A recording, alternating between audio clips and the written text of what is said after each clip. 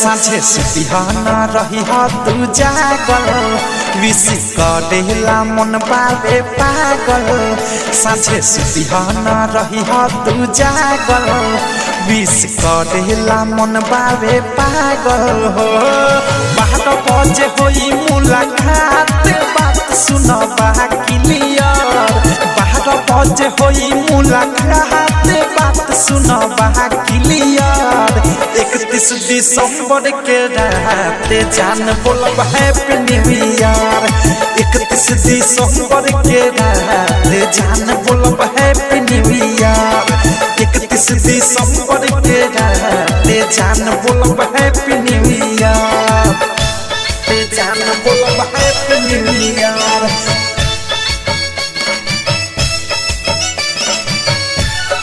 जान बोलब happy new year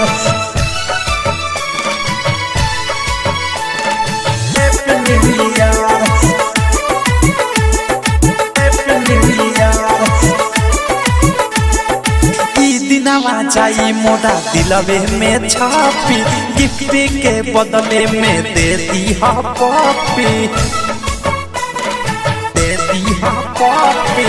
दिनवा जाई मोरा दिलवे में छापी गिफ्ट के बदले में दे दी पॉपी चुपके से आ जाई हम मिले अकेला महाबत के वादी पर जब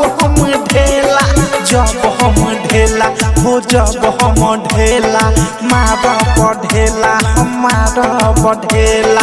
दू बेटा खोखम तो हम ही होखम आ जाई हनियार दू बेटा खोखम तो हम ही होखम आ जाई हनियार 31 दिसंबर के रात जान बोलब हैप्पी न्यू ईयर 31 दिसंबर के रात जान बोलब हैप्पी न्यू ईयर 31 दिसंबर के रात जान बोलब हैप्पी न्यू ईयर जान बोलब हैप्पी न्यू ईयर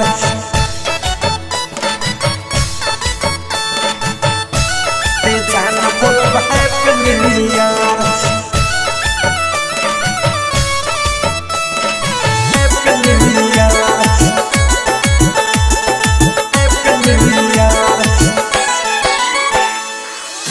नियन खिल जाई दू दिल मिल हो नया साल में खुशी के नए होई फील हो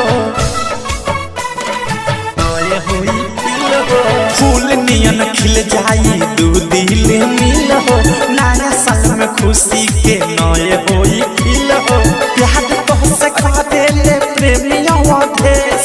असही बीती सारा दिन रमेश सारा दिन रमेश सारा दिन रमेश